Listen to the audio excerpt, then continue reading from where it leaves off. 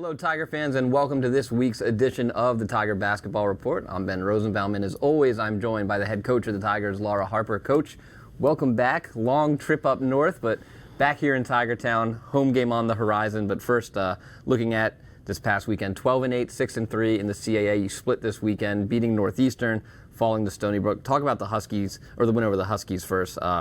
13 points, 13 three-pointers as a team. That three-point shooting up into the Northeastern game was hot. Coming into that game, it stayed. What do you attribute that to? And a great just long-distance performance from the squad again. Of course. I definitely think that our reps and the practice that we're putting in daily is helping.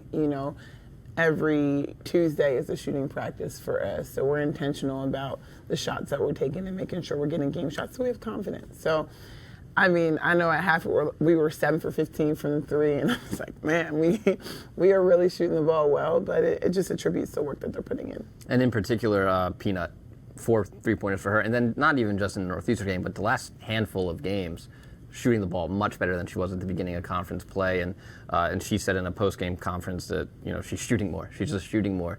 What have you seen from her in terms of her ability to battle through that slump and now come out and be able to shoot the ball well?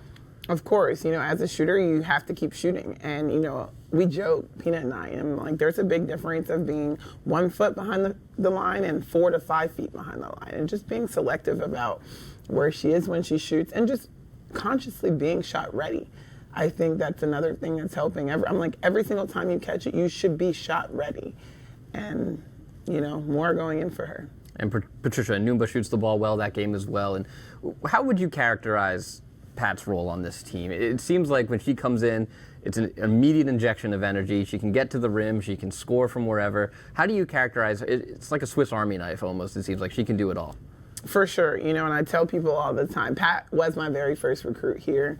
I know her probably the best out of anyone here. And the reason why she's so important and so special is just her tenacious will. She's going to just refuse to be denied, and she's going to give max effort, similar to Kylie. It's interesting when the team voted on who are the 2 hardest workers on the team. It's Kylie voted for Pat, and Pat said Kylie, and everyone else, kind of was in the mix. And that just attributes a lot to how they play and just the work they put in. And then it's time for the daily Kylie Cornegay-Lucas segment. Another double-double for her, 12 and 12. We've talked about what she can do, and teams now obviously are preparing for her.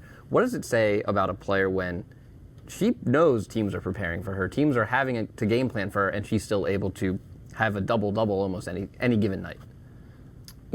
Sometimes I think Kylie realizes how valuable of a player she is, 1, for our program, and 2, just in general, of the fact that she's pretty much leading us in points, rebounds, blocks, steals, and assists.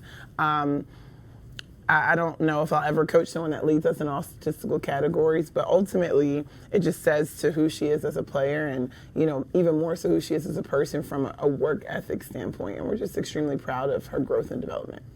So you beat the Huskies, and then you head off to Long Island to take on CAA newcomers Stony Brook. A tough game there, 83-66. Kylie struggles. Team doesn't shoot as well as they did the last few games. And we've talked about the trip, the quick swing, especially when you're on the road and you have to sit on a bus. And how much of that do you think played a factor, and then how much of it was a Stony Brook came out and pedaled to the metal?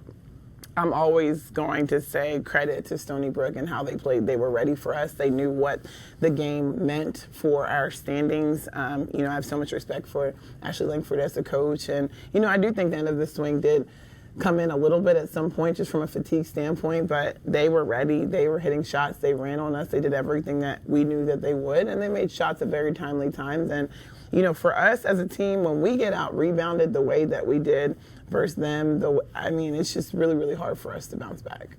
You mentioned it, timely three-pointers, 3 Seawolves with 20 points or above 20 points. Certainly every coach wants to win as often as you can. But we've heard different coaches address certain ways, especially at this point in the year. Do you sometimes need to take a loss every once in a while to kind of reset and reevaluate and just kind of re-humble yourself a little bit? Could that game serve in that way? Well, I sure hope so. I never want to lose. I think we play every game to win. But ultimately, to take a loss to such a talented team like Stony Brook, I think it's, let's go back to the drawing board. This also doesn't make us, just because we lost, we're not losers. And I tell them that all the time. We played a very phenomenal team at the road, 8-1 they play there at the end of our toughest swing. So I think it's one of those things to show how good this conference is and how we have to play to beat anyone on any given night. And you have your next opportunity Friday here back at home, thankfully inside CQ, 7 o'clock against Delaware. Just played Delaware, defeating the Blue Hens at the Bob 69-66. It was a gritty win. You've had a handful of those throughout non-conference and conference play. When a team's able to pull out wins in games where you didn't win the rebounding battle, and other statistical things went in the favor of Delaware, what does it say about a team when they're able to pull wins out like that, when the numbers, when you would look, you would think Delaware would have won that game?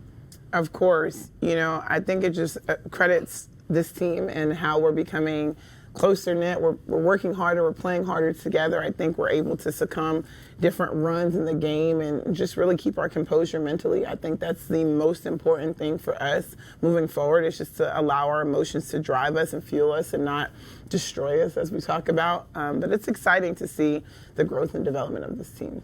And with the Blue Hens, second in field goal percentage defense, second in three-point percentage defense. They rebound the ball well.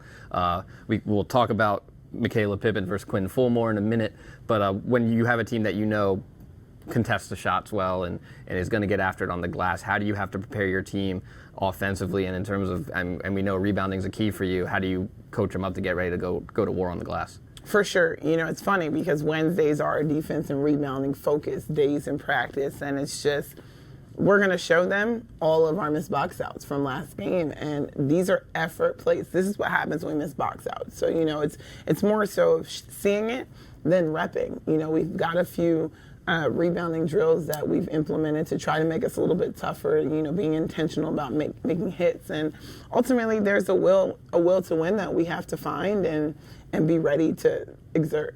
Michaela Pippin, probably the best rebounder on that Blue Hen squad. Do you turn to Quinn? Do you turn to Kylie and say, that's your assignment? Do you, Taya Johnson as well? How do you keep her? It's impossible to stop her, but how do you limit her and how do you keep her out of the paint? For sure. Going against a rebounder like Pip, as they call her, I feel like I've known her forever since I've recruited her as a kid. It's not just one player. It's a team effort. She is tenacious. She does not stop until she gets the ball. And I credit just her and her will for doing that. And I think, yes, it might be Kai's assignment. Yes, it might be Quinn's. It might be Ty, like you said. But we have to put a body on her at all times. It'll also be Military Appreciation Night as well for the Tigers. And you've been here now for a few years. Obviously, or not for a few years, for a few months now. Tom Bayer, there's the Marchanti Scholarship as well. What was the thinking behind the Military Appreciation Night, and what are you looking forward to about that night? Of course, first, we're just grateful for everyone that has served and just really sacrificed ultimately for our country. But specifically, Tom Bayer is one of our biggest supporters. He lives and bleeds Towson University. He is Towson women's basketball through and through, and so much of him and his support for our program is the service that he's also had for his country. And I've learned so much just in listening to his stories and his discipline, and we really align on those things. So I'm excited to hopefully pay tribute and just respect everyone that will be at the game. All right. Tigers take the floor against the Blue Hens Friday, 7 o'clock here inside CQ. If you can't make it out, but of course we want you to make it out, Ryan Holder and I will have the game on Flow Sports for you. For the head coach of the Tigers, Laura Harper, I'm Ben Rosenbaum. Thanks for joining us, and as always, go Tigers. Go Tigers.